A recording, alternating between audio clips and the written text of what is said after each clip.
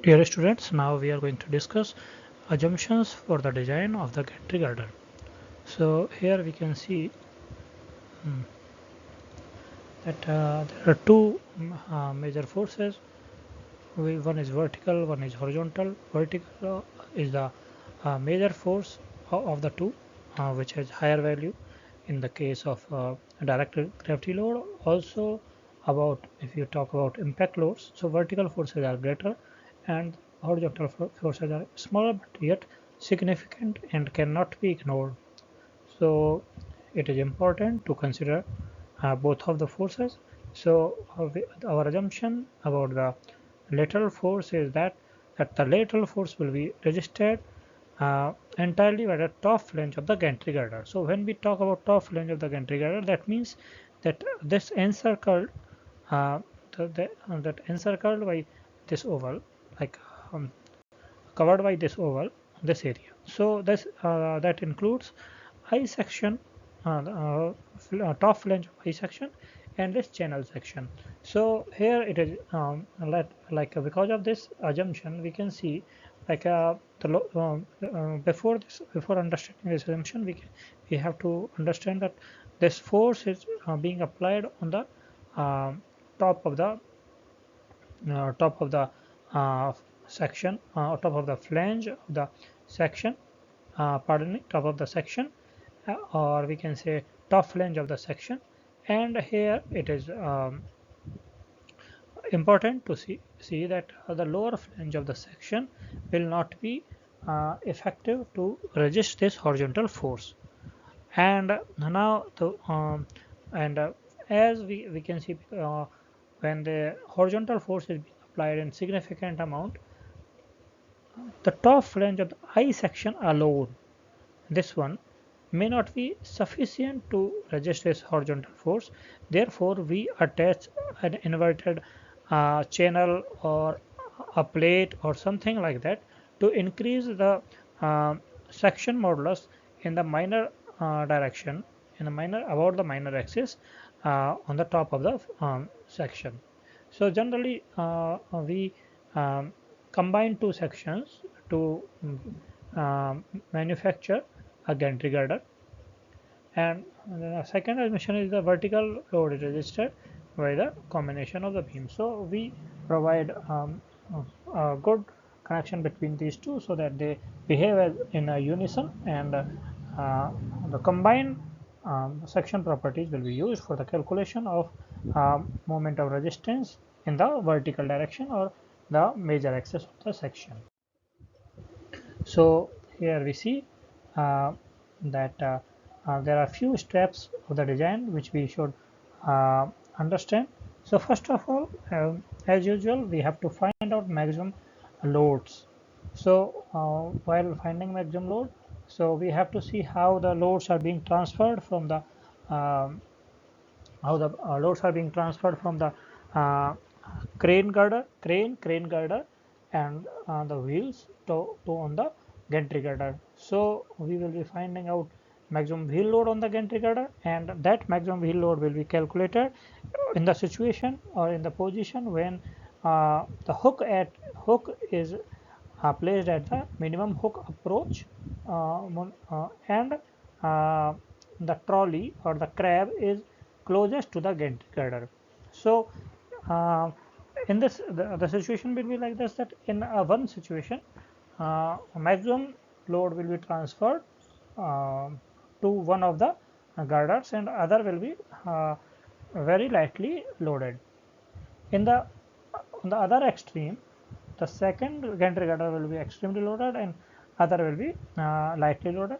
So in any way, we are interested only in the maximum load condition. So we will be finding that way. Uh, and The second one is the calculated maximum bending moment in the gantry girder due to vertical load. So whatever wheel load we have seen, we have calculated. According to that, we will be finding maximum bending moment, and this maximum bending moment will not be in the mid span, we will be looking at that while solving an example. So third step is we will be finding out maximum bending moment due to dead load, or we can say self weight, the gantry girder and the rail, and then we will be adding both the maximum bending moment, one which has been calculated due to wheel load and one which has been calculated due to dead load. Now the maximum bending moment due to wheel load will be little bit away from the midspan, and maximum bending moment due to dead load will be at the midspan. So for the simplicity, for the sake of simplicity, we will be simply adding them, assuming them both of the maximum bending moment to be at the same location. In the next step, fourth step is we will be calculating maximum shear force. Now in the next step we will have some idea about economic depth of and economic width of the flange for a gantry girder. So this will be an approximate value, and that value will be calculated so that we can have a trial section. So economic depth will be 1/12 of the span, and economic width of flange will be 1/40th to 1/30th of the span.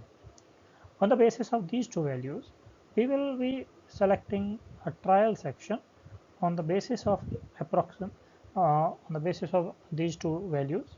So the economic depth, with the help of economic depth, we can choose a I section, and with the help of economic width of flange, we can choose a channel section which can be put on the top of the I section. And then in the next step, we will be calculating plastic section modulus of the selected continuous selected combined section about both major axis and minor axis. So the plastic section modulus I have discussed in previous video. So combining both both the sections, both I section and channel section, we will be finding out combined plastic modulus section, and that will be used to find out the plastic moment capacity of the section. Now the next step is check for the moment capacity of the whole section. We will be checking moment capacity of whole section as per the as per IS 87 pardon me IS 800 2007, and that's the formula which you all are familiar with. So here it is important section of the